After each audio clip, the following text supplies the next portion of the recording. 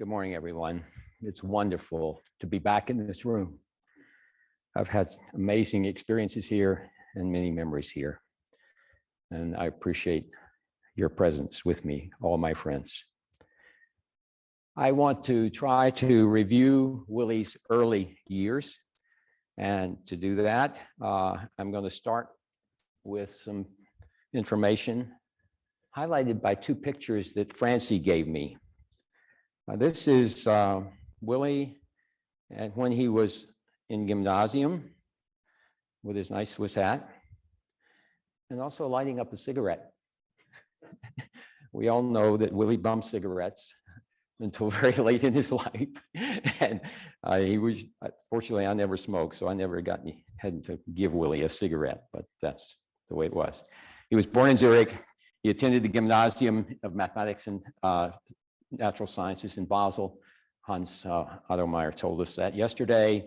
He then went to the University of Basel. He entered in 1944, Hans said 43, but there was this Swiss Army commitment sometime in there, and we're not quite sure exactly when he began, but we got his PhD in 1952, and his work for that PhD was the ionization of gas mixtures, Hans said, molecules by particles from a radioactive source. There was no accelerator at Basel at that time. At the end of his postdoc, Willy had two offers of a end of his PhD, he had two offers as a postdoc. One was in Madison, the other was at Stanford. And advised by Paul Huber at Basel and drawn by the lakes in Madison, Willy came here. And he was attracted here primarily by the existence of accelerators and by the experienced experimental nuclear physics faculty, Ray Herb, Heinz Barschall, and Hugh Richards, all of whom had been involved in various parts of the Manhattan Project during World War II. Ray's accelerators, as many of you know, were taken to Los Alamos to make some of the very critical measurements for the Manhattan Project, and then came back here.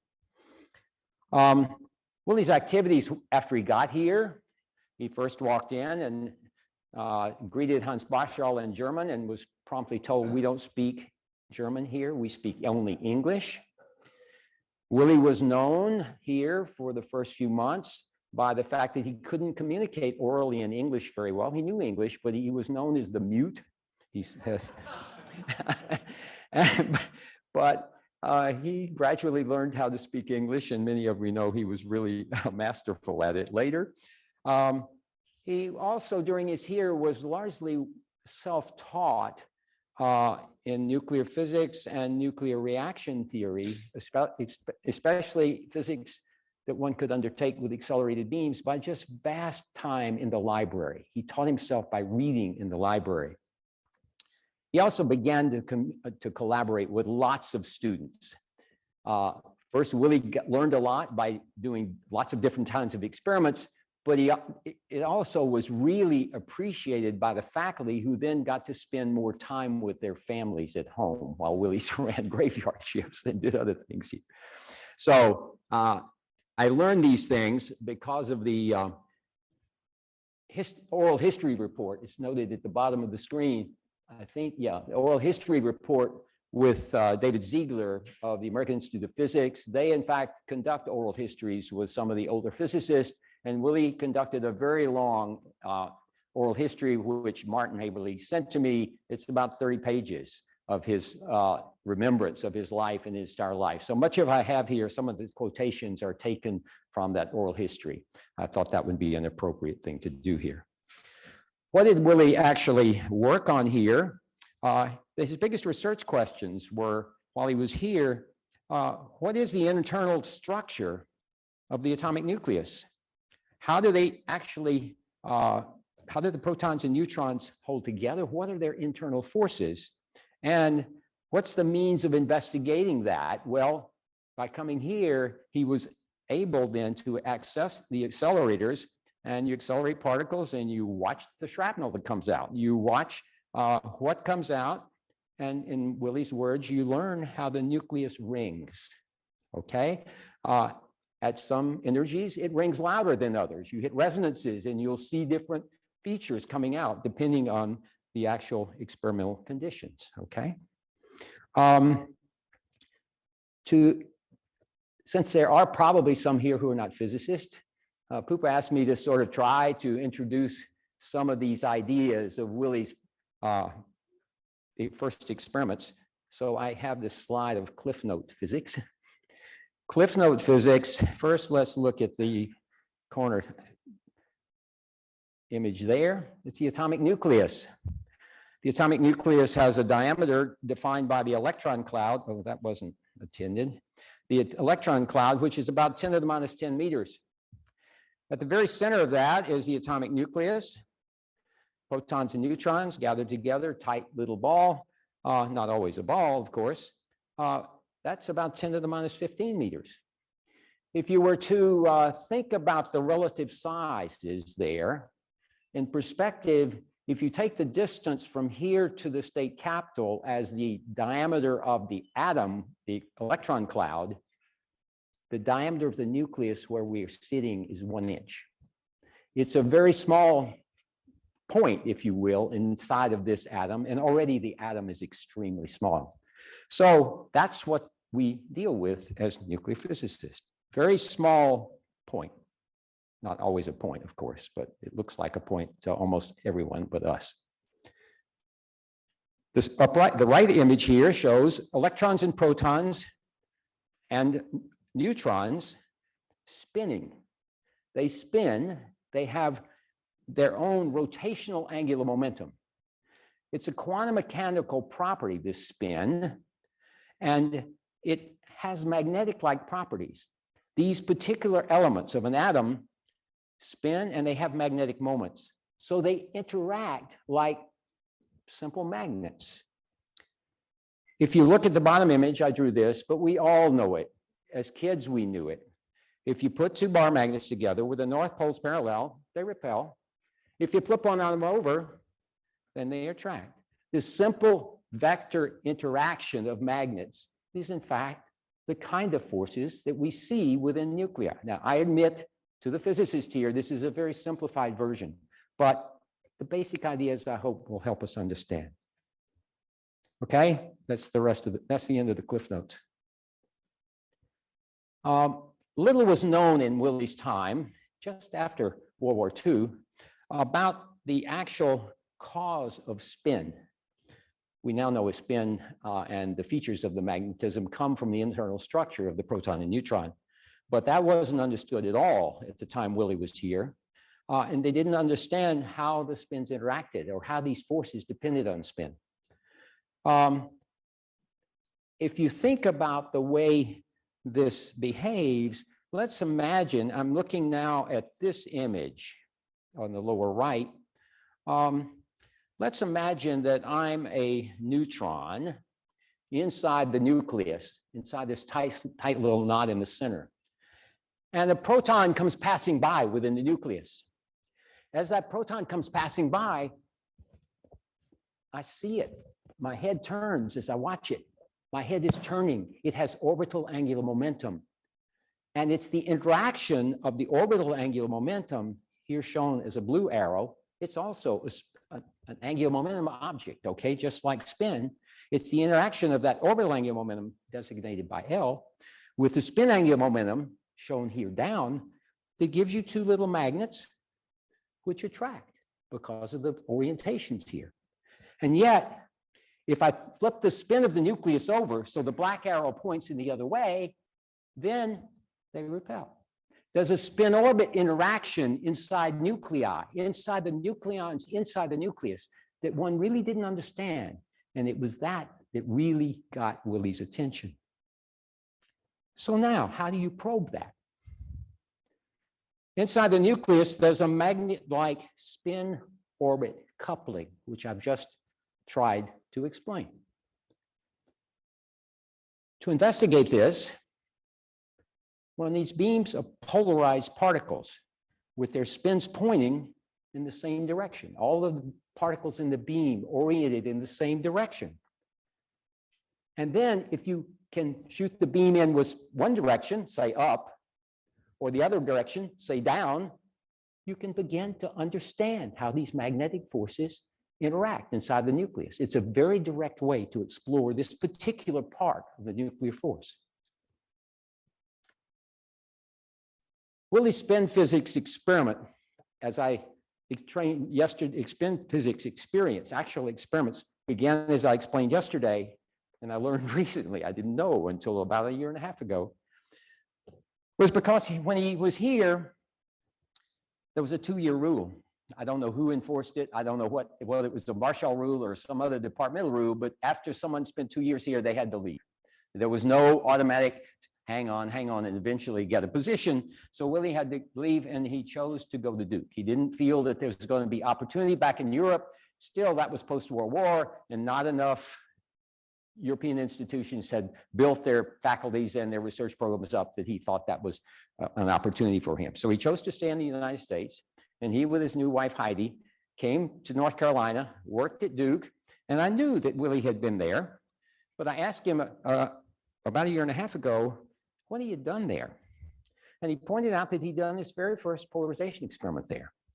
In that case, it was an experiment in which he conducted the carbon-12 D-in reaction, that's deuterons incident on a carbon-12 target, and the neutrons come out. I've drawn a little pictorial here. The deuteron beam comes in, it strikes a target, and neutrons come out here at some angle with respect to the incident beam, and that emerging beam of neutrons is partially spin polarized.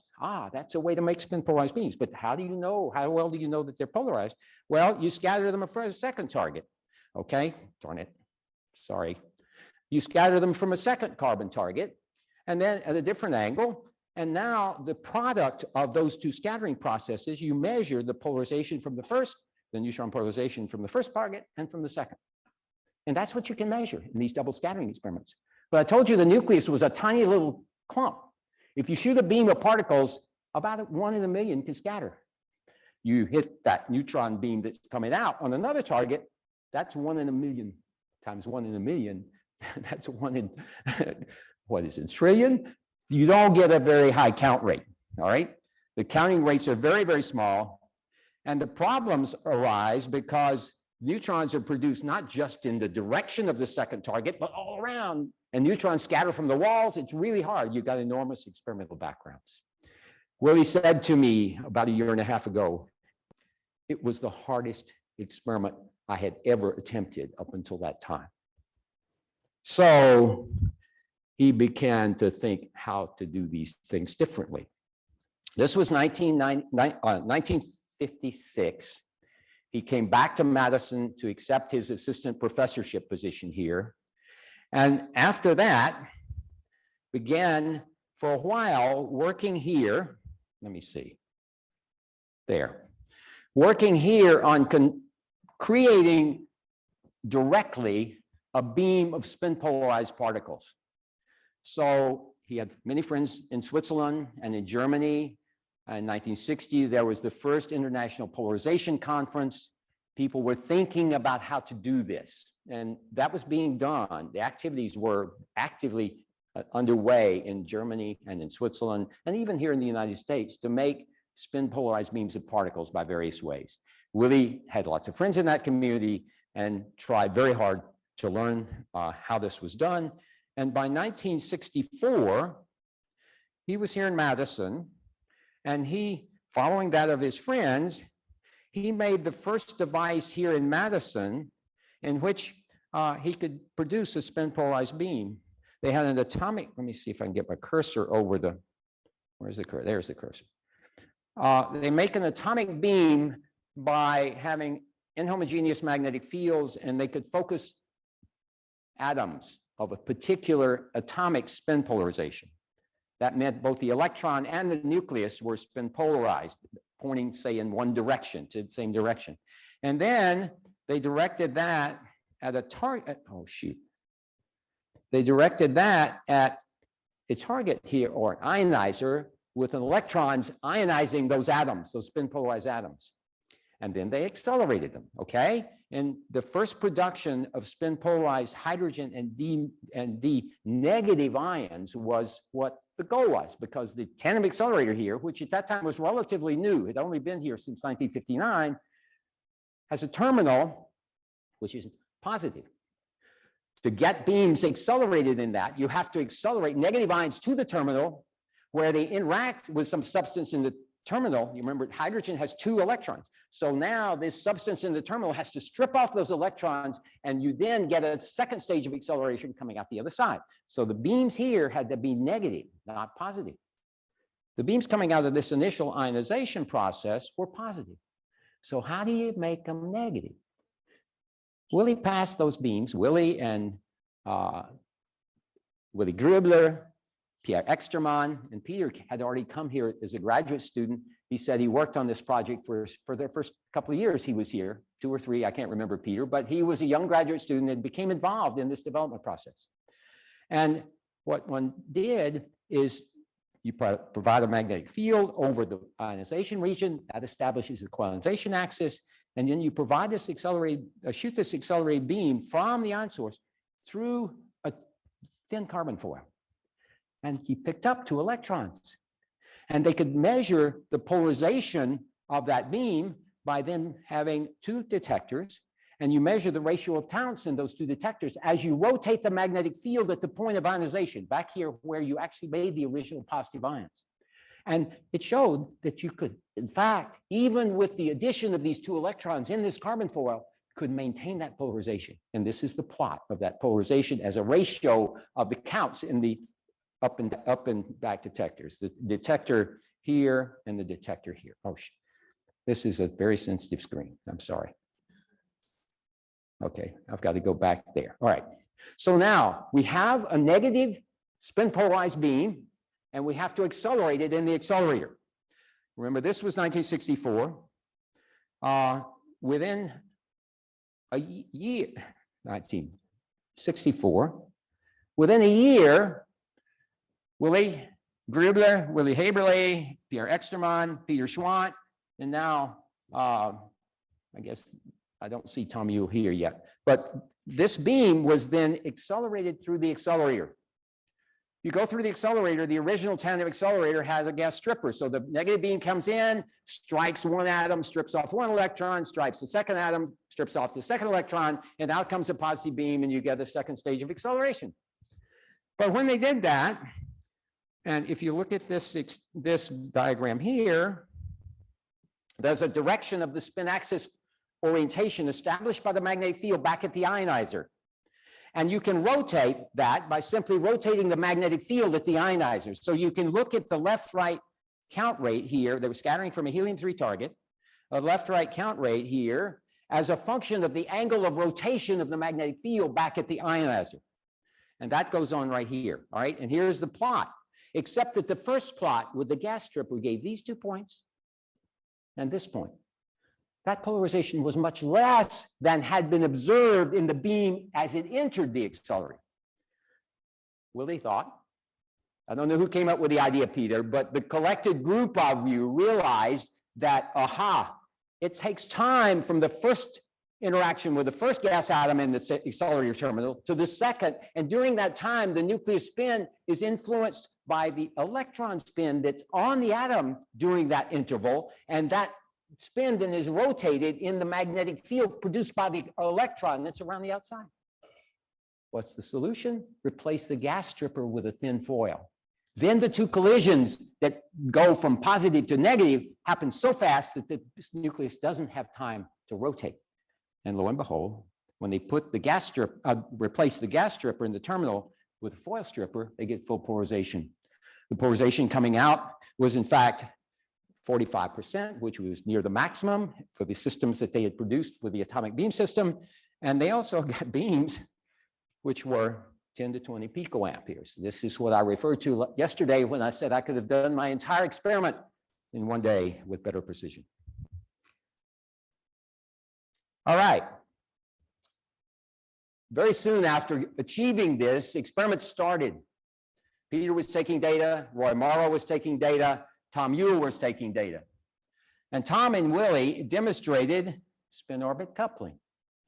In one of the very first publications in Phys Rev Letters coming out of that experimental program was this one with Tom and Willy, where I think this was part of Tom's thesis. They conducted stripping reactions. In this case, incident deuteron beams coming in and protons coming out. So a DP reaction. So that means that the neutron in the incident deuteron, which is part of the polarization system of the now polarized beam, gets attached to the nucleus and the proton emerges. And they look at the left-right asymmetry of the emerging protons. And that turns out to give information about the spin-orbit coupling. By looking at this, and I took one figure out of the graph that appeared in this paper, here are two nuclear transitions, one for calcium 40 dp, and the other one for chromium 52 dp. The neutron is stripped off and gets attached to the nucleus, leaving a nucleus with one higher atomic number. And depending on that spin of that nucleus, it attaches in different ways. And here is a case where it attached with J7 halves at the top and J5 halves at the bottom, up or down. And by comparison with theoretical DWBA prediction, distorted wave-Born approximation, that's for the physicist, one could see that you could identify the spin state of the final nucleus that was created in this process simply by the incidence of a spin polarized beam. Exactly the sort of spin orbit coupling that Willy had set out to investigate. Very nice. Meanwhile, while this was going on, I became Willy convinced me that I should build a new polarized source. I commented on this yesterday, before the snow falls. And by 6 months after the snow fell, we in fact achieved that goal. We created a Lamb-shift polarized source, and this has to do with the atomic nature of an excited state of hydrogen, whereby if you make a proton beam, which we did, again, I've got to find my cursor. Where is it? There it is. If you make a proton beam, we had to do a plasmatron on this particular kind of ion source. We pass that proton beam through cesium vapor. That allowed us, because cesium has such a loosely bound electron, to attach that electron to the passing proton, but not in the ground state. We had a hydrogen atom in an excited state. It's a state that has a lifetime of about a millisecond. And by proper choice of electric and magnetic fields downstream, and I'm not going to go into the explanation of all of this, you could cause, there was a strong magnetic field here. Inside that magnetic field, the excited atom, some atoms had spin up, some atoms had spin down. They were guided by the field, and you could cause the spin down atoms to decay to the ground state and leave the spin up atoms. Those spin up atoms then proceeded downstream, and by charge exchange in argon, we picked up a second electron, and that electron gave us the negative ion we needed for the tandem accelerator. And at that point, we had measured the polarization, we got the polarization we expected, and Willy took off for he had already taken off the previous summer to go to Switzerland. Now he took off again to go back to Switzerland about a week before we rolled this ion source into the actual accelerator room. And this is the crowd of helpers I had. Here I am. Is this working? How do I turn it on? There it was. Up, down. I can use this. All sorts of magic. I want to go this way, I think. Nope. No, I want to go this way. This way. This way. No, I'm sorry. This is too much. I'm sorry. Okay. What do I have here? Well, I'm here. Rachel Plotner, David Lloyd, David Coker, John Lower behind the crane. Where, right, John, right in there. Lynn Vieser, Lee Keller, Bob Rathmel. Who else is here? Jerry Ellis, Paul Bierkomb. This is the crowd that we had rolling that ion source in, and they all gathered around. It was on wheels. We took it in there, and we actually installed it on the accelerator. So in the end, we had produced very soon. Let me go back just a moment. we had produced beams with polarizations which were quite high. Initially, we had a beam of, oh, darn it. Initially, we had a polarization, a beam of 2 to 4 nanoamps. That's 200 times more than in the previous source. With polarizations you see there for protons and deuterons, within 6 months, we had done extra things to the magnetic fields in this system to double the polarization. So we got up to proton polarization of 78% and up 76% and 49% for the deuterons. And since the efficiency for using polarized beams in experiments the time it takes to take data with a given precision goes inversely as the square of the polarization. Doubling the polarization was a really big thing too. So this was an immense success, and I had enormous fun doing it, and we tried to use it as fast as we could afterwards. So this is the putting it on. At the same time, Willy was off in another direction. He began a collaboration that existed with Wilmer Anderson's group for a long time, in which he decided he even had a better idea for making polarized beams, in which he wanted to use cesium atoms as a charge exchange medium to actually make charge exchange and make negative ions. Because as I said, the cesium atom has a very loosely bound outer electron, and if somehow he could make his charged particle beam collide with that cesium vapor inside a strong magnetic field, he could get a fully polarized beam.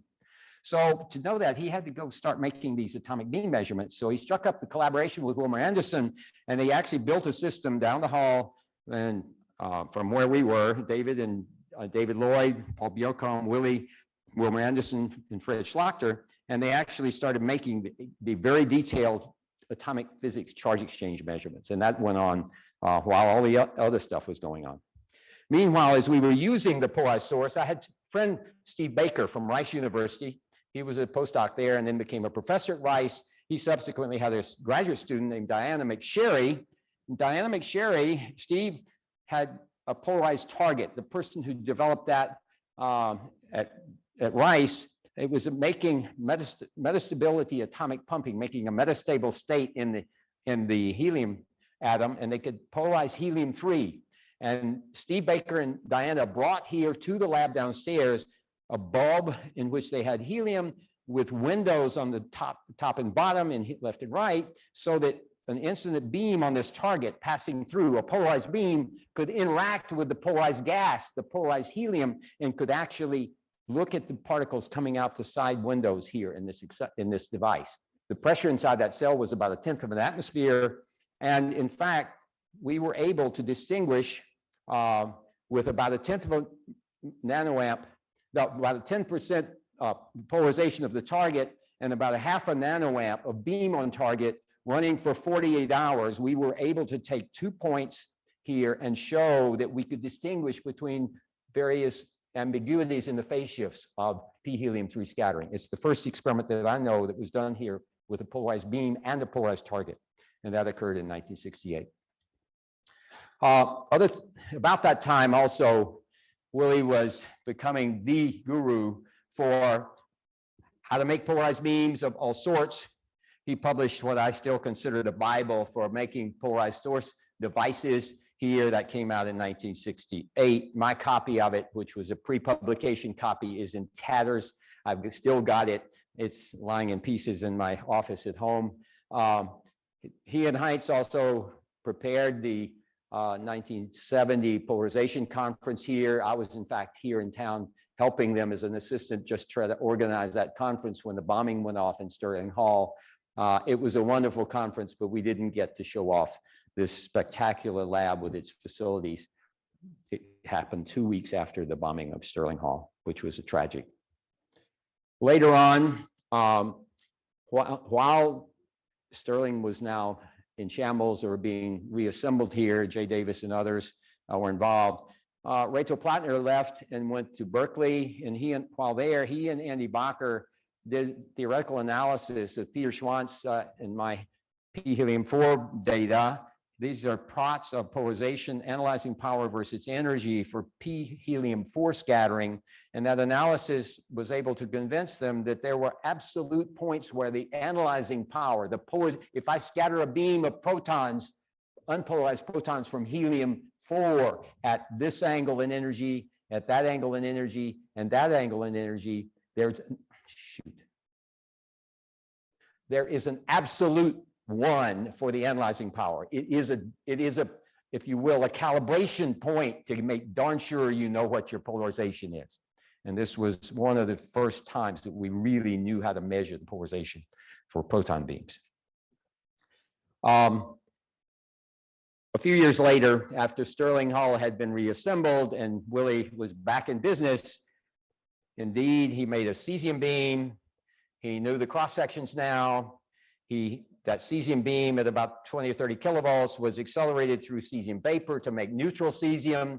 That neutral cesium then could enter down the axis of a magnetic field where a deuteron beam or a proton beam could come from the other direction and pick up an electron from that cesium and then be deflected and emerge into a target or into the accelerator. That source was installed downstairs in the late 1970s.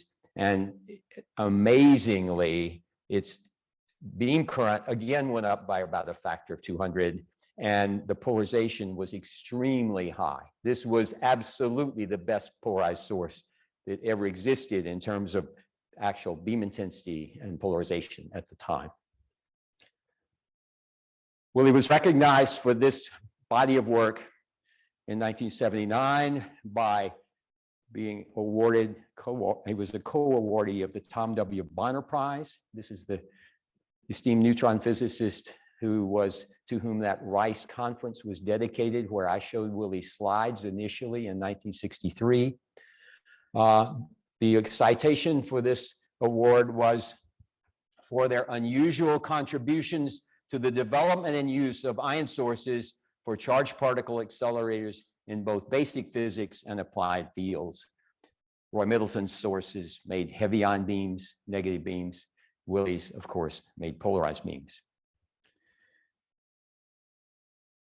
Let me end with a few more thoughts coming from this oral history interview that Willy gave with David Zieler. This is a quote. After we developed these methods, a whole industry developed where some laboratories did nothing but these experiments on and on for years and years. That was not my style. When the method was well established, I would turn to some new idea. Clearly from that interview, Willy preferred experiments in simple systems that studied fundamental nuclear ideas. I like protons on protons with both of them spin polarized. A quote. Thank you very much. 50 years of flipping spins. We all stand on Willy's shoulders.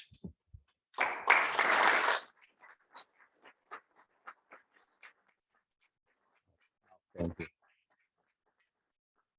Thank you very much, Tom. That was an outstanding introduction, perfectly delivered. Thank you. Thank you. Are there any questions from the audience? I can't imagine there's not a question or comment. I mean, if you have recollections of some of these times, that would be really wonderful. Just wait a second, if you don't mind, so everyone can hear. Then it gets recorded on Zoom for those who can't be here. Goody. Just a comment. My name is Richard Raymond. Good. And I was involved in building the last ion source. Uh-huh. The cesium source was basically Roy Middleton's design. Was Roy Middleton's design. really? Oh, the initial source of the cesium from that, that tungsten, yes, the device on the right. Okay. Yeah. I get you. And I didn't know that, but I'm not surprised. Okay. It's a question where if you have a hot tungsten filament and you cesium coats on the surface properties is actually attach an electron at the tungsten surface, and you can in that case, it would, no, they remove an electron and you make a positive beam. You get a positive beam of cesium from that heated tungsten element on the right-hand side of that last figure of this. Let's see if I can go back. No, it's not going to let me go back. Is it? Tom. Yes. You mentioned Roy Middleton as a No, go ahead. I'm sorry. of heavy iron beams, or because I thought he was famous for his so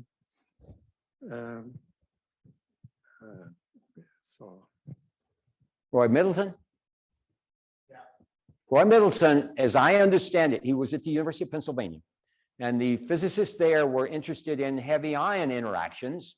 And he, as Richard has said, was the one who developed this idea of stripping an electron from a surface on a cesiated surface. Cesium on the surface lowered the work function and allowed you to extract these ions, negative ions from the surface. That I think. that's true, but I think these were light ions. Not And, always. I mean, sputter this sources method- exist now which make heavy ion beams with these. No, we have them in our lab. Okay, then I'm wrong. Thank you. I'll come around.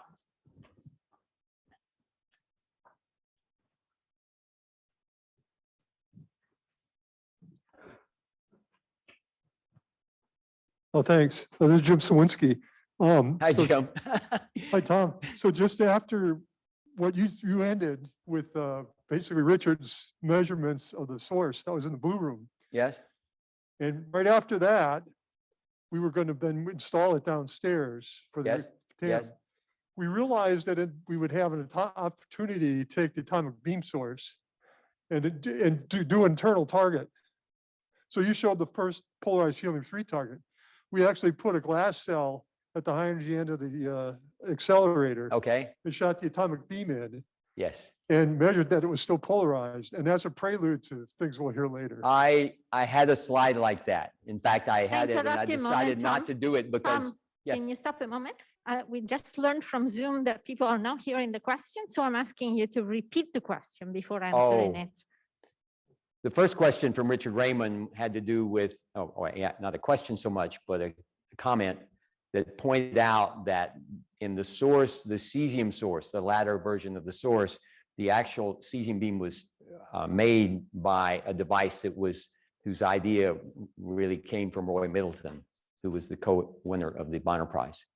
And then Jim Sawinski pointed out that one of the first experiments that source was used for was not installing this source on the tandem accelerator downstairs, but first using the beam from that new cesium source to collide it with atoms in a gas cell to show it was the first experiment as a precursor to what we're going to hear later, where a polarized beam of particles interacted with a gas cell of polarized particles. It came from an atomic beam system.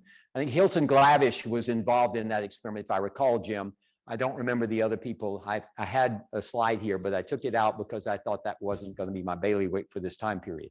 But it became the earliest idea for having beams passing through a cell that was coded, because these coded cells maintain the polarization through a number of wall collisions. And that was done also here. Perhaps I should have included that.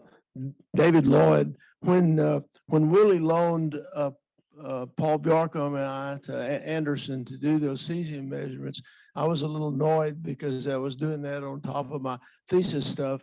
Well, it turns out when I went to a small university, I could do that kind of physics later. So that was the most important thing for my future career, but just the serendipity of that.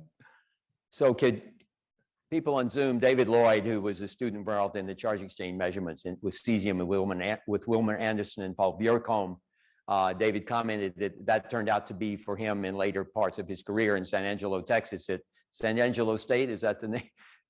Those were experiments of the proper scale that he could, in fact, continue there without an accelerator, without a big accelerator. Any other comment? Thank you all. Thank you very much, Tom. Outstanding.